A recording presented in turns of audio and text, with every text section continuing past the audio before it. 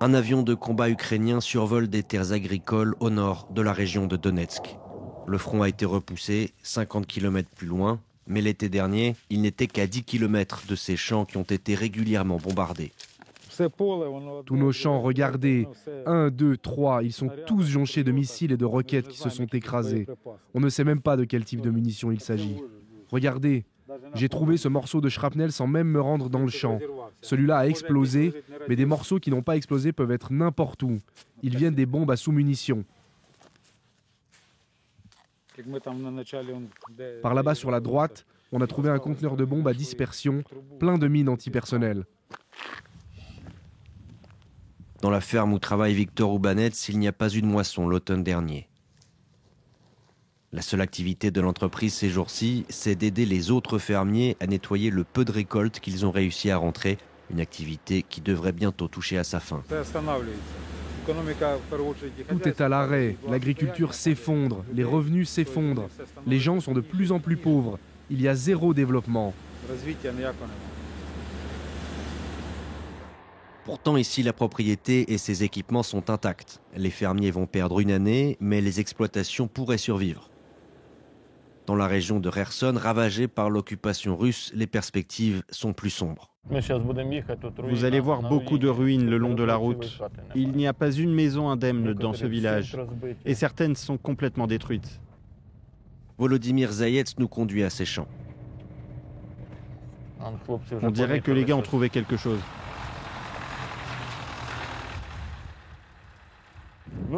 Bon, on va regarder. Le tracteur a fait le tour, donc en termes de sécurité, on est bon. Serge, comment tu l'as remarqué? Alors qu'initialement, il ne voulait que marquer la position, Volodymyr change d'avis. Vu qu'il manque le détonateur, on va simplement le ramasser en faisant attention. L'engin pèse 40 kilos. Et le retirer du champ.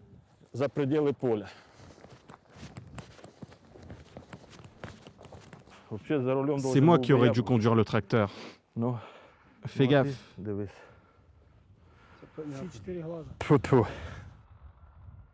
Le champ a été inspecté mais pas complètement nettoyé.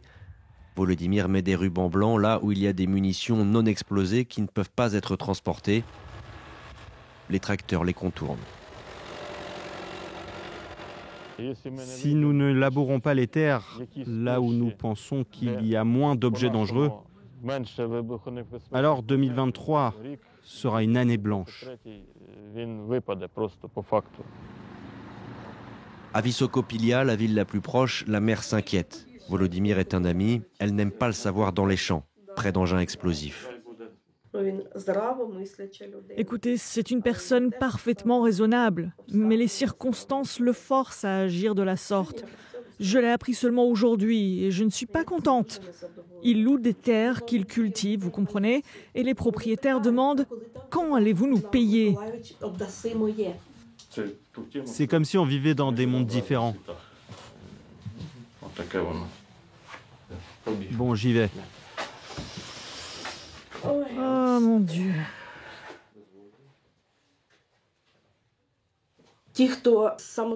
Les gens qui vont dans les champs non déminés meurent dans des explosions, c'est grave. Il y a même des pubs sur Internet maintenant pour des entreprises privées de déminage qui le feraient pour de l'argent, mais il n'y a pas d'argent. Les gens ont perdu leur matériel, leurs graines, les récoltes qu'ils avaient stockées. Tout ce qu'ils auraient pu vendre pour rentrer un peu d'argent, tout a été détruit. Dans ce seul petit district, il y a eu 3 accidents impliquant des ouvriers agricoles et des mines rien que le mois passé, dont 2 mortels. Les 2 chauffeurs de tracteurs qu'on voit sur cette photo ont survécu, mais sont sérieusement blessés. La chair de mon bras a été arrachée jusqu'à l'os, ici aussi. Et pour la jambe, l'os est cassé, donc il ne peut soutenir aucun poids. C'était douloureux, mais je l'ai supporté et l'opération s'est bien passée. Ils disent que je vais me rétablir. Dès qu'il sera sur pied, Mikola veut retourner travailler. Je suis le seul enfant de ma mère. Notre maison a été détruite, donc je devrais continuer à prendre des risques si je veux économiser et reconstruire la maison ou bien en acheter une autre. Mikola l'affirme. Son patron lui a promis que son travail l'attendait quand il sortirait, mais pas avec le même tracteur. Son patron le voici, Ihor Djouk, un homme qui prépare les semis du printemps. Il demande aussi de l'aide pour reconstruire sa grange. C'est ici qu'on gardait notre récolte.